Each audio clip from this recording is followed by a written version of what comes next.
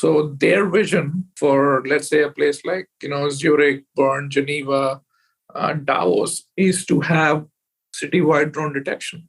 They are seeing the model as to how this makes total sense, that there's enough customers within their, broader business portfolio who would be interested in drone detection as a subscription. You're listening to the Drone Radio Show podcast, the show about drones and the people who use them for business, fun, and research. Hosted by Randy Goers.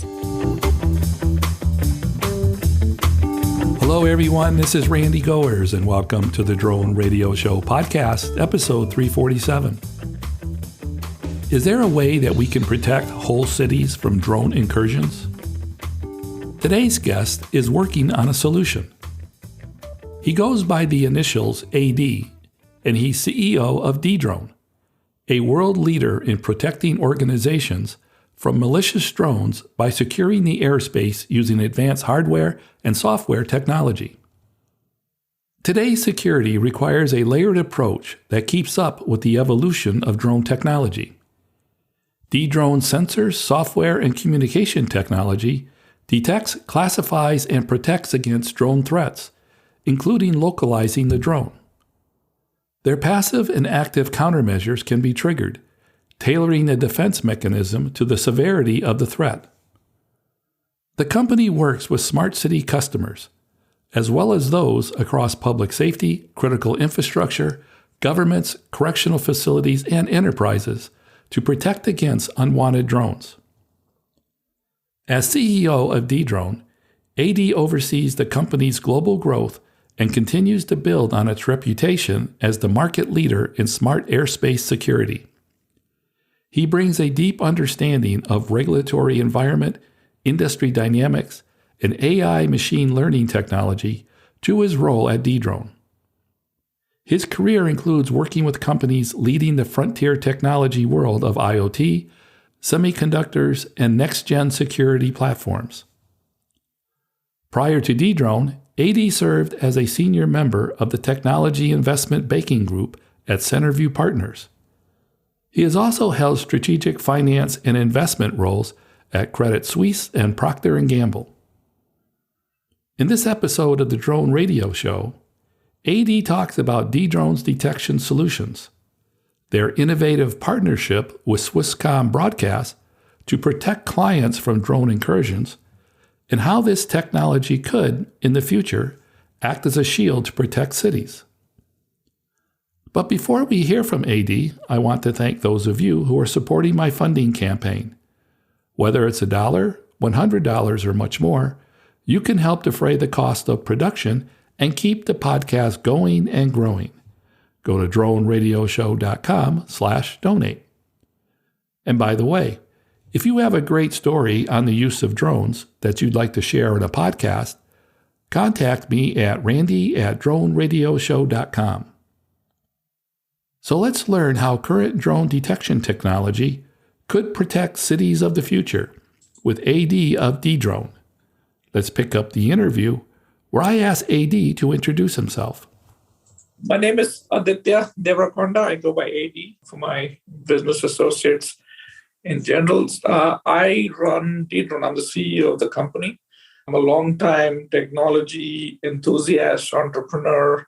Started as a programmer out of undergrad and, did a lot of computer science work, worked on Wall Street for a bit, worked in venture capital. So I've seen how money is raised. I've seen how it's spent to build tech companies. And, I'm lucky enough that I'm able to run this company right now and super excited to be here. AD, tell us about Dedrone and what it does. People generally speak about our industry as counter-UAS. I like to speak of it as drone detection and mitigation because they're two separate things. So we are a software-based platform that focuses on drone detection, identification, analysis, and mitigation if you're allowed to do that. As in a nutshell, we are a commercially focused company. We serve airports, we serve prisons, we serve national critical infrastructure, and we serve the federal government, both from a civilian perspective and from a DoD perspective. So some parts of the federal government are allowed to mitigate, and our platform extends that capability. But for most of our commercial customers who are not allowed to take a drone down from the sky, we provide detection, identification, and tracking of the problem. And we basically provide a database software platform that can help with tackling this problem at scale if you have a large facility to manage. How long has the company been operating? So we are a Series C startup. So we've been around for about 5-6 years. The company's gone through a few transitions to kind of mirror what the market need has been. We are based in San Francisco, but we have a major office here in DC to serve all our federal customers. There are several companies that provide drone detection and mitigation. What makes Dedrone different? I believe, for one, we have one of the largest install base. In some ways, I think we're the market leader in this space, especially on the commercial side of the business. We are legal. A lot of our competition is not. I can go into that in detail. And more than that, our technology works. This is a tough market. This is a very tough problem to solve from a technology perspective. And we are very confident of the R&D efforts that we put in. A lot of companies have just come in with like a 3-man shop that's trying to kind of build an outdated product that's not supported. But we have built something based on deep R&D research and expertise in software and RF, which is why our product works and is the most deployed product. So I would say that's how I stand out from the crowd. Anyone who's buying a solution in this market generally knows of us. For those that may not be familiar with how drone detection works, can you talk about Dedrone's technology and its philosophy? It's actually a pretty complex technical problem if you want to do it the right way and if you want to do it precisely. So think about a 10 by 10 by 10 square kilometer cube. Maybe the height is like half a kilometer. That's a huge amount of area to scan and detect a drone of the size of a shoebox flying at 30, 40 kilometers an hour. So it's a pretty tough problem to solve. So there are primarily 3 ways that people detect drones in the sky, which is all the ways we do it as well. The base layer is radio frequency. Most small drones have a connection back to a controller, which is basically an RF frequency. It's a bit like how your cell phone is connected to a cell tower, right? So that's one RF-based technology. Second is you can detect drones on a radar, which is a more common approach that has been used for like a long period of time to detect anything that's flying in the air. And the third way that people look at, determining if there's a drone in the sky is using a camera, right? So we are a company that does really well on the RF side of the platform. We have our own sensors that we build that's proprietary technology that, you can put it on top of your rooftop and you'll know if there's a drone around you. But we also have built a software stack that's a full technology stack that takes most commonly used radars and cameras into this system as an input to do sensor fusion for advanced customers to provide the best possible situational awareness on a multi-sensor based detection. Can you give us an idea of where you position the sensors in relation to the asset? How much space is typically required to provide adequate coverage? So there's 2 ways we do this, right? 99% of our market that we've done till last year was we protected locations side by side. So if it's, let's say, an airport, they come in all kinds of sizes. So let's say it's a small airport that's like, a kilometer by kilometer. That's an easy one. We can drop, 3-4 of our sensors around that perimeter and you can get a nice coverage area for that. But there are some larger airports that we cover, which are literally 20 kilometers by 20 kilometers. They're like cities on their own. And we have a scalable model where we can create a mesh network of sensors around the airport that all talk to each other and provide a situational awareness. So we can protect a small location and a large location with the same technology because we have built it to scale, right? So that's number one. Number two is just last year, we put out a press release. We covered almost 38 square kilometers in a large metropolitan area in Europe. From a public safety perspective, the law enforcement and likewise other customers there, to protect the citizens of that city from, it's a public safety use case with a very large deployment. And we've done that with limited number of sensors because we built our tech to scale to very large areas. Because I believe at the end of, 23, 24, 25, whenever remote ID becomes real and more of the drones are in the sky, we will need citywide infrastructure to be able to monitor what's going on in our lower airspace. So the FAA right now has to deal with maybe 5,000-6,000 airplanes in the sky at one point. I think that day is not too far. We probably will have 50,000-60,000 drones simultaneously flying around continental US, and we'll need a network of sensors to be able to, again, detect, track, and identify where the drones are. And hopefully there's not too many nefarious ones, because if you're able to detect, track, and identify the good ones and the bad ones, it allows the good ones to grow. I find the idea of covering a large area under a single network interesting. Makes me think that a city or even part of a city could deploy the system on behalf of a number of assets, public or private. But what would it take for a local government to consider that idea if it was going to be the lead entity?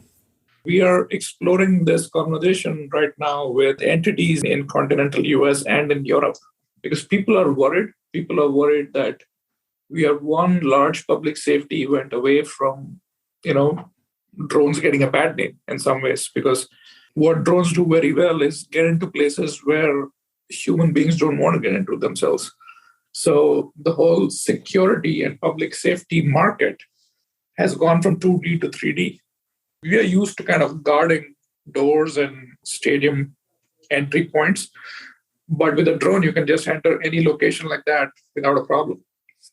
So I do think that a concerted effort from emergency management folks and people who care about public safety at cities. But yeah, I think we want to create a multi-tenant model where the law enforcement works in conjunction with the security personnel at critical infrastructure, at a stadium, and at an airport, all work together to share the data and share, a joint operating picture of what's going on in the lower airspace.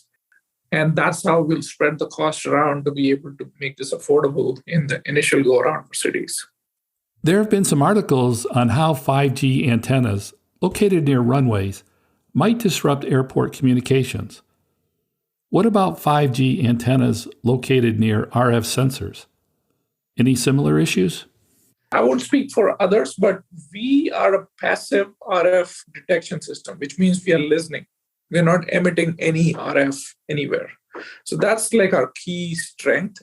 If we are at an airport, we're not emitting anything. We're just listening. So if you're only listening, you're not going to disrupt the mass. Whereas the 5G stuff is different because they're emitting all the time and they're constantly connecting up and down between a cell tower and a cell phone. So at this point, we have very little to do with the 5G problem that is going on with the aviation industry. What we try and do is we try and pick locations where our sensors have the spatial ability to kind of maximize their hearing capacity. We're very careful about where we deploy, and that's part of our sales process. The last part of the sales process is a very detailed site plan where, our system engineers walk around with RF, meters, understanding what's the best location to deploy it so that we're not getting noise. Recently, it was announced that Dedrone entered into a partnership with Swisscom Broadcast to protect critical infrastructure facilities, airports, and events, as well as companies in the pharmaceutical and watchmaking industries. Can you share the details of the partnership? Swisscom has been an incredible partner of ours in terms of, the amount of work we've done together in Switzerland. So their vision for, let's say, a place like, Zurich, Bern, Geneva, Davos, is to have citywide drone detection. They are seeing the model as to how this makes total sense, that there's enough customers within their, broader business portfolio who would be interested in drone detection as a subscription. So they've done the survey in the market. They've gone around, looked at all the multiple companies that you named initially, say not named, but you alluded to, and they've picked us as the most reliable and capable technology partner. So, without revealing too much, I hope that if everything goes right, we'll be in half a dozen cities by end of next year where we are providing this as a service. And it's something it's an aspirational goal, but we know that we can do it technically. We just have to figure out how we kind of, understand how to roll this out among other priorities that we have as a company. This goes back to my earlier question about a city taking a lead on an area-wide solution. In this case, Swisscom, which is basically a cable company, they've taken the lead to offer detection services for clients that are already connected to their system, or that may be in the future. Could this become a model for urban areas or regions? Absolutely. And they own, real estate on their towers, right? So they want to maximize that. There's a lot of companies who are doing edge compute, IoT stuff, which is basically what our RF sensor is. We have some super high performance RF capability and compute built into our box. So they would love to put it on the tower and provide that as an additional capability to their business customers who are already buying a bunch of, security / perimeter security products from them. So it totally, fits their business model, and it gives us channel. In terms of the kind of service that a client could receive, would it be something like letting them know of drone incursions or having the ability to pull up a screen and view the surrounding air traffic, or maybe getting real-time notifications? We have the capability to do all three things that you said, and I think they'll be priced accordingly, right? So if you want like a weekly report of what your situational awareness is, we can provide that as a starter. But if you want real-time alerts and real-time monitoring of lower airspace, we can absolutely provide that as well. So depending on your budget, depending on what you want to achieve from a security posture perspective, we would love to support whatever the needs of the customers are. Dedrone recently received a large round of Series C funding from Axon, a leader in public safety systems. The amount was $30.5 million, which is a considerable sum. Can you tell us about the partnership, and what does this say about the company? We are super proud of actually who invested in us. Axon Enterprise, they are the undisputed leader in connected systems for public safety. And they're looking at this market as a super high growth market for them in the future. And they wanted to find the right technology partner to kind of partner with. So they've gone and looked at the entire market, just like Swisscom. They went and looked at the entire market, just like Vodafone. They looked at all these companies that claim that they can do drone detection or counter drone. And they picked us based on deep diligence and technology, superiority.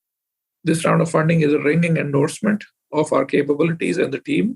And, it's a watershed moment for the counter drone industry because it's a sufficient amount of money that we can actually launch one of these smart city programs and make it come to fruition.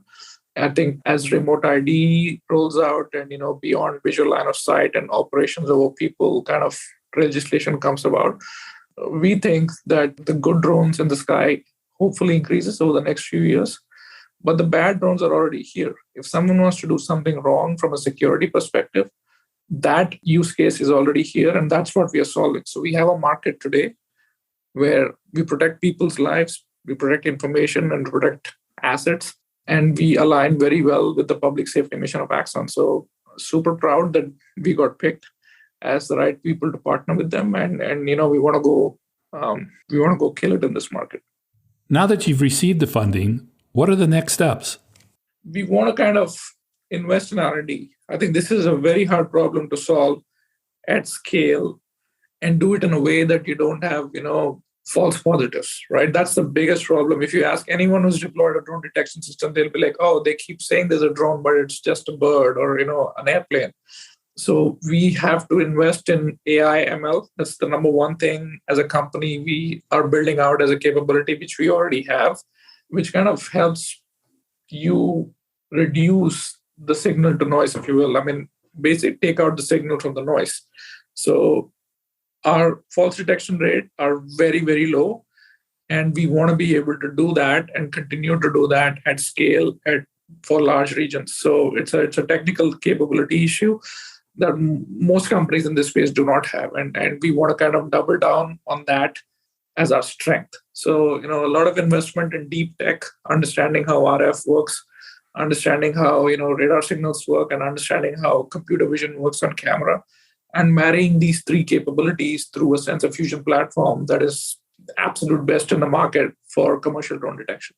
As you mentioned when we started the interview, Dedrone has been around for a long time, probably one of the earliest drone detection companies. What have the past 5 to 7 years taught you about the counter-UAS industry? Firstly, I think the word counter-UAS is used very loosely. There is specifically small drones, which are, group 1, group 2 commercial drones. And there are larger drones, which are like the military drones that are group 3, 4, 5. So the larger drones are actually solved through larger military systems that are looking for missiles and, airborne issues. So I think that's the number one learning for any counter-UAS company. Pick your niche. We picked the smaller drones and counter-UAS for that as our niche. Second, I think I did it through different kind of, technology cycles. Like, in 2016, 2017 timeframe, you probably had, massive domination by DJI in terms of the market share. And, the quality of the drones were not that good. Fast forward 5 years, you have multiple companies that are competing for the best drone product out there. And each of those are probably miles ahead in terms of the best drone that was available 3-4 years. So the technology is moving really quickly. The bad guys have caught up. I think that's the more important thing. This used to be a problem only in the battlefield in 15, 16, 17, 18, until Gatwick happened. And we started seeing a lot of interest among airports. And then slowly now, I think with regulation easing up, there's a lot more drones that are in general available to the public.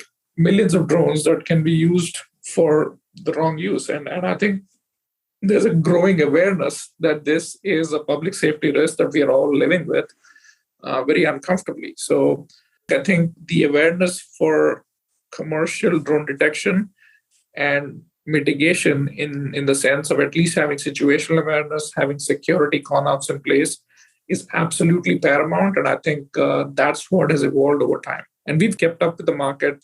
And I think the third aspect that's kind of become clear is there is no single silver bullet. So everyone understands that a layered solution is the right way to go about it. People didn't think about it that way 3-4 years back, I would say. So, understanding the realities of drone detection, the limitations of technologies, and understanding that a layered solution on an open platform like ours is probably the right way to go, is where the market is today. And I think that's where it will continue to be in the next couple of years. From your experience, are most of the problems in the U.S. still created by the inexperienced, uninformed pilot? Or are you starting to see a rise in deliberate drone incursions? A lot of people are just trying to take pictures and they're careless and clueless about what's the rules around, you're not allowed to fly if there's a TFR or temporary flight restriction, etc. So maybe 80-90% of the troublesome drones are still careless and clueless people, which doesn't make it any better, but at least they don't have a nefarious intent. But all you need is that one nefarious intent guy or gal to kind of spoil the party, right? Like if you're at a Super Bowl event, or if you're at a, MLB game, or if you're at a NASCAR event, or one of those, I'm not saying these are things we cover, but if you're at a large public event like that, the last thing you want is a disruption because somebody carelessly or cluelessly flew a drone and they had to stop the activity. So while 90% of the people we see flying drones are absolutely, normal human beings, they just want to take a picture and they're careless and clueless about it, unfortunately. I think that percentage will continue to be that way, but it doesn't mean that they don't pose a public safety risk. Is there anything that we missed that we should talk about? This is a risk we are living with as a society. And, politicians need to fund programs and provide clarity in terms of regulation. And we work with the Hill quite a bit to kind of help this. We as a country should invest the right amount of resourcing into this before this becomes a problem that we should have looked into. And that's the only thing I'll leave everybody to think about. And, this is our North Star. We get up every morning and we think about this and think about how we can avoid such a problem. But I think support from, the broader constituencies that make these happen is something that will be critical. And for my final question, AD, what message would you like to leave regarding the future of drone detection and counter UAS? Like I said, it's drone detection and mitigation. I think that's a very important distinction I would make. I would not call it counter drone because we're not trying to negate the drone industry. We are actually trying to make the good drones fly by identifying the bad ones. At least that's what my company is trying to do in the commercial market in continental US. Policymakers, governments, cities, mayors need to think about this problem and invest accordingly to make sure that they're doing the right thing for the future. That's it for episode 347 of the Drone Radio Show. I hope you enjoyed hearing from AD of Dedrone. I want to thank AD for taking the time to speak with me. If you want to learn more about Dedrone or want to connect with AD, check out the webpage at dedrone.com. If you like the Drone Radio Show, please consider supporting the podcast with a small donation. The content is always free, but for as little as $1, you can help defray the cost of production. To donate, go to droneradioshow.com/donate. And thanks for listening. Your support means a lot to me, and I hope you'll listen to more episodes of the Drone Radio Show podcast to hear how others are using drones for business, fun, and research. For the Drone Radio Show, I'm Randy Gores. This has been the Drone Radio Show podcast. More information on today's show can be found on our website at www.droneradioshow.com. If you're using drone technology for business, fun, or research and would like to share your experience on the show, please visit our website and fill out a guest appearance application. And don't forget to follow us on your favorite social media channels.